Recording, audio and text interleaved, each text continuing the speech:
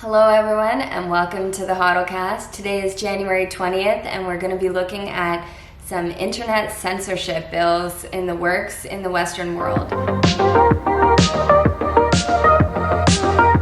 Internet censorship has been happening in places like China, North Korea, Iran for years, but now it's really coming out in the open that the West wants to follow suit and really craft the message that people can see online. So in the US, Canada, UK, and Europe, each country has some kind of online censoring legislation pending, so we're just going to take a look through those. Like this kind of content, please make sure to like this video and hit subscribe. In the US, there's been the Kids Online Safety Act. It was introduced in February of 2021. The bill is still sitting in Congress, but it is expected to pass. It has bipartisan support. If passed, the Federal Trade Commission would be responsible for setting requirements for covered platforms, which are defined as applications or services that connect to the internet and are likely to be used by minors. These platforms are expected to protect minors from online harms, such as sexual exploitation. The natural response to a bill like this is that we're going to need some kind of age verification, so everyone is going to have to likely KYC themselves to go on most websites that would have any kind of content that would be shown to minors. So it puts everyone's personal information into a giant honeypot for data breaches. No one's going to be able to access anything online anonymously. The US government will be the ones, rather than kids' parents, who decide what is or isn't safe for a kid online. And it might lead to further censorship of content. The FTC can actually sue sites that make kids unsafe, and the parents can also sue tech companies for damages. So who determines what's safe or not for kids? You know, it's a very arbitrary standard that's going to be set by the FTC.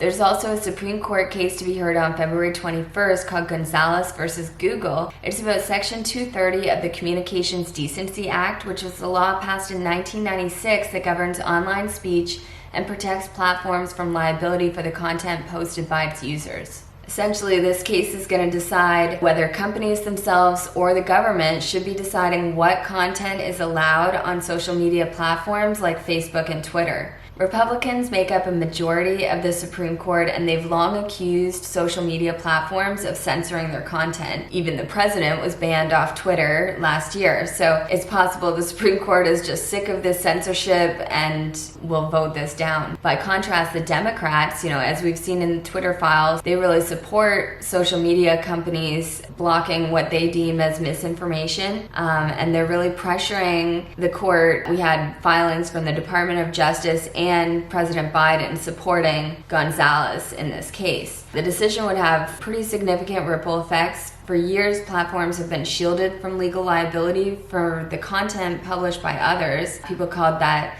Section 230. It's been called a get-out-of-jail-free card. But this case, it was brought by an American family. An American boy was killed in Paris by an attack from an Islamic extremist.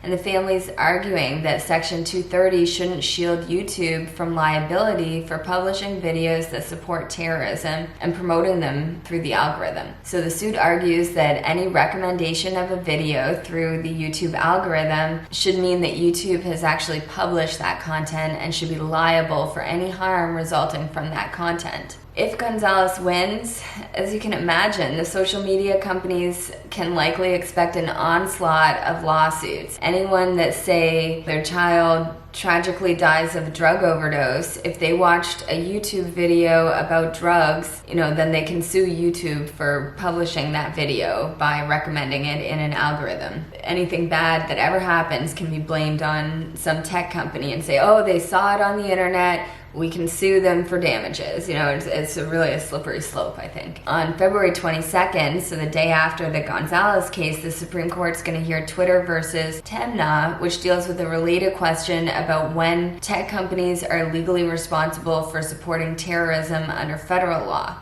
These decisions, if the plaintiffs win, they really can change how the internet works because it could just require the removal of algorithms altogether. Meanwhile, in my home state of Florida and also Texas, they have cases going on that's actually fighting to require social media companies to pay fines for arbitrarily removing content that's based on a certain political viewpoint. So in Florida, the federal judge has actually agreed with the industry groups and ruled that free speech standards should apply to social media companies. And Texas has rejected the idea that private companies have First Amendment free speech rights. In Canada, we have a really, what looks to be kind of a draconian bill coming forward. It's called the Online Streaming Act. It was introduced in February 22 and it was already approved by the House of Commons. If passed, it would give the Canadian government power to limit what Canadians can see online. These regulations would apply to all user-generated content, and it has diversity standards for the content. You know, you need enough ethnic diversity, enough